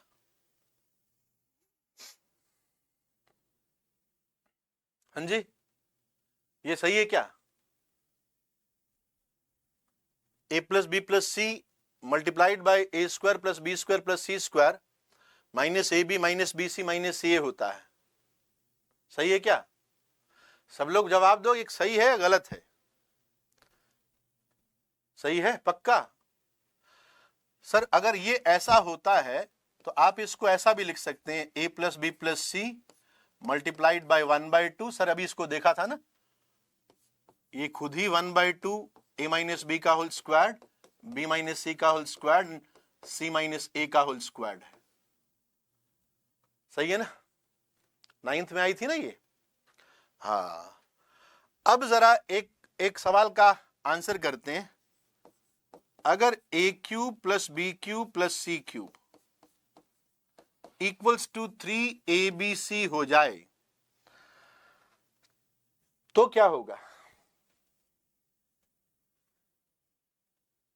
तो क्या होगा? Sir a³ plus b³ plus c³ equals to 3abc होने से लेफ्ट हैंड साइड तो जीरो बनती है, ये तो बात। सर इसमें दो पॉसिबिलिटी हो सकती है कि लेफ्ट साइड जीरो बन गई, मतलब राइट साइड जीरो होनी चाहिए। और राइट साइड जीरो दो कारणों से हो सकती है कि या तो a plus b plus c zero हो जाए, और या फिर ये फैक्टर 0 हो जाए। अब भाई रियल नंबर पर बात चल रही है और ये सारे स्क्वायर हैं। अगर ए और बी रियल नंबर है, ए बी सी सारे रियल नंबर हैं, अगर मैं ये कह दूं कि ए बी सी सारे रियल नंबर हैं, तो ये जो a माइनस बी का होल स्क्वायर है ये ग्रेटर और इक्वल 0 रहेगा, ये भी ग्रेटर और इक्वल 0 रहेगा, ये भी ग्रेटर और इक्वल 0 रहेगा। तो इनके सम की बात करूं तो वो सम ग्रेटर और इक्वल 0 आ सकता है। इक्वल टू 0 कब आएगा सर? जब इंडिविजुअली सारे के सारे 0 बन जाएंगे तब 0 आएगा। सारे के सारे 0 कब बनेंगे? ये 0 बनेगा जब a बराबर b हो, ये 0 बनेगा जब b बराबर c हो। तो दोनों से a बराबर b बराबर c हो गया तो वो भी 0 बन जाएगा। इसका मतलब एक पॉसिबिलिटी और हो सकती है कि a equals to b equals to c हो, ये पॉसिबिलिटी हो सकती है।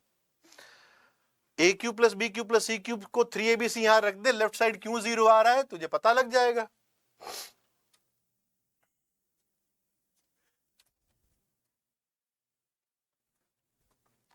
अच्छा सर ये तीनों दोनों एक साथ हो सकते हैं क्या? बिल्कुल हो सकते हैं।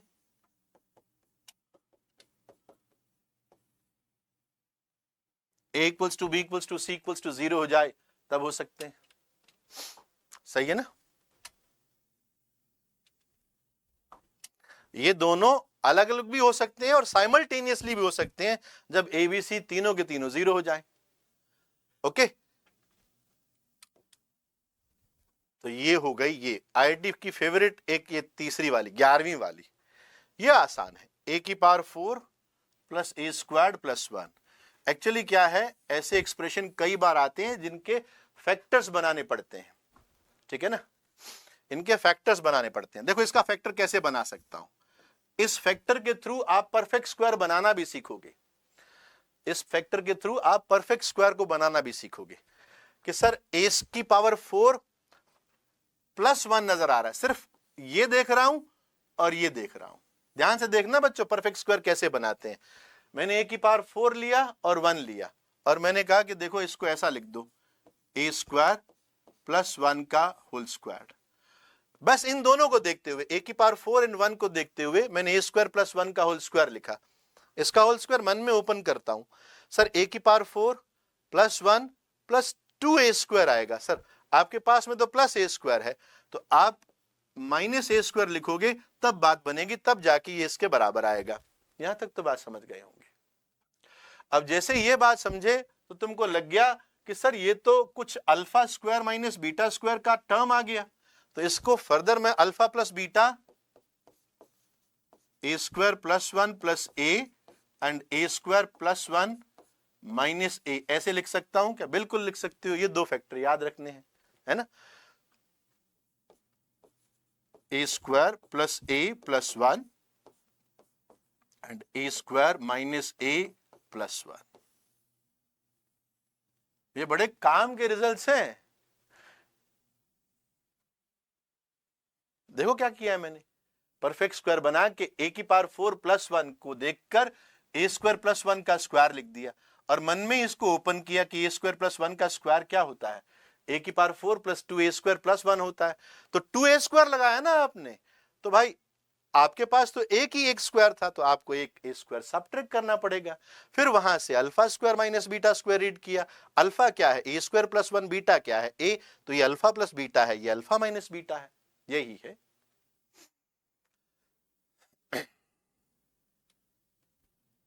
इनके ऊपर जब क्वेश्चन करेंगे ना, अच्छा जैसे ये लिखा हुआ है 8x क्यूब, ये तो ऐसे एग्जाम्पल के लिए लिखा हुआ है 8x cube minus 27y cube. क्या तुम इसको देख पा रहे हो कि सर ये 2x का क्यूब माइनस 3y का क्यूब है, तो ये a cube minus b cube से आगे एक्सपेंड किया जा सकता है।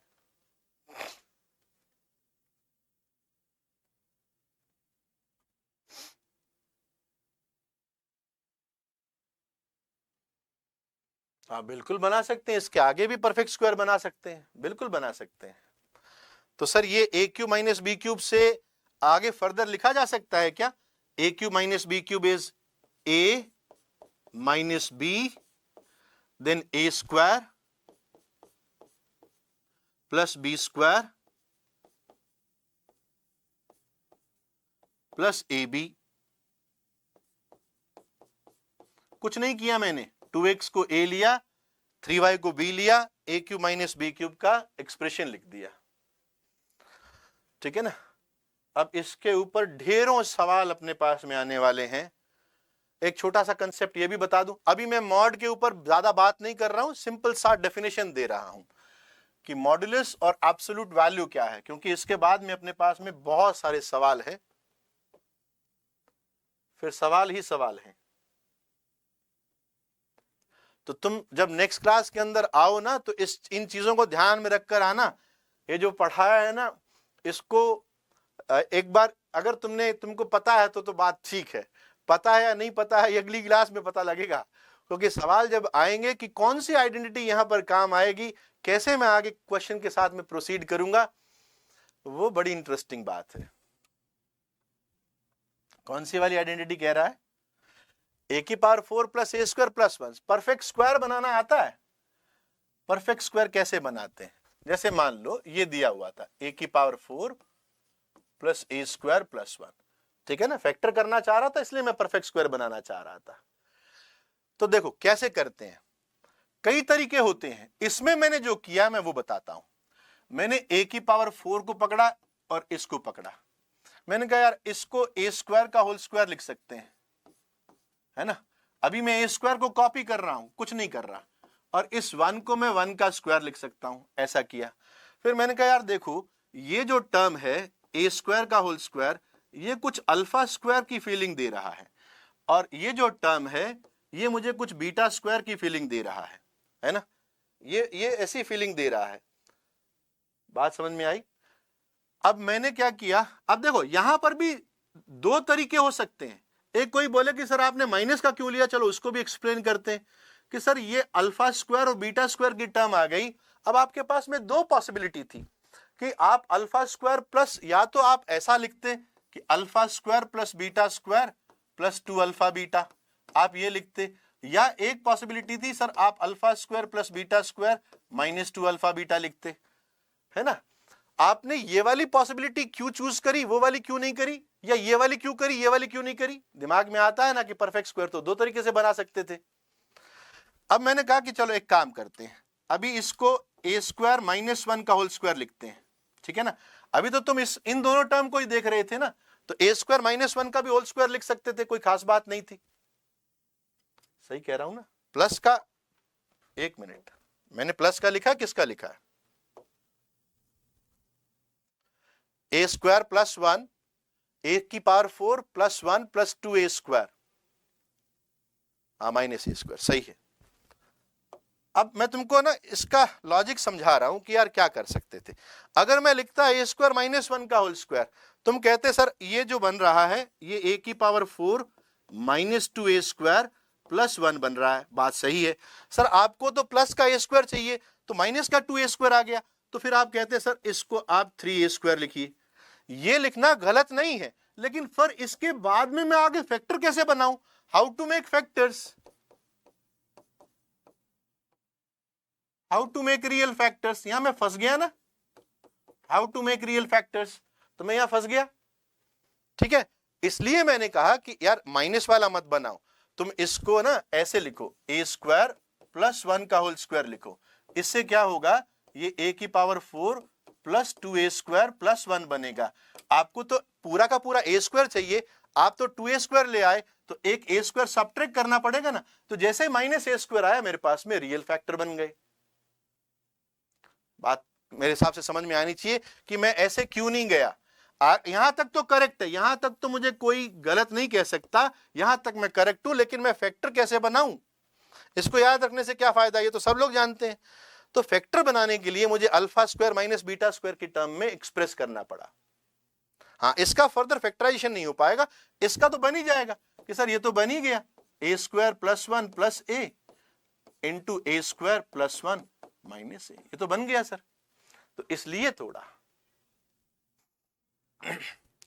अरे √3a लिख के करेगा क्या, प्लस का साइन है, कैसे फैक्टर बनाएगा? रियल फैक्टर नहीं बन सकते। तो मैं ये कह रहा था, आज जो मैंने बताया ना बच्चों, ये अगली क्लास के अंदर करके आओगे ना, तभी तुमको अगली क्लास की इलस्ट्रेशन समझ में आएंगी। सारी आइडेंटिटी अच्छे से बाय हार्ट याद होंगी तो ही आपको अगली क्लास की इलस्ट्रेशन समझ में आएंगी, नहीं तो समझ में नहीं आएंगी, ये ध्यान रखना, ठीक है ना। वहां पर तुम कहोगे ये सर कैसे आया, तो मैं तुमको क्या जवाब दूंगा, पिछला लेक्चर देखो, ठीक है ना। ओके, मेरी क्लास है बच्चों, नहीं तो मैं पढ़ाता, मेरी आगे क्लास है। फिर मिलते हैं आपसे नेक्स्ट क्लास के अंदर। Take care, love you all, thank you.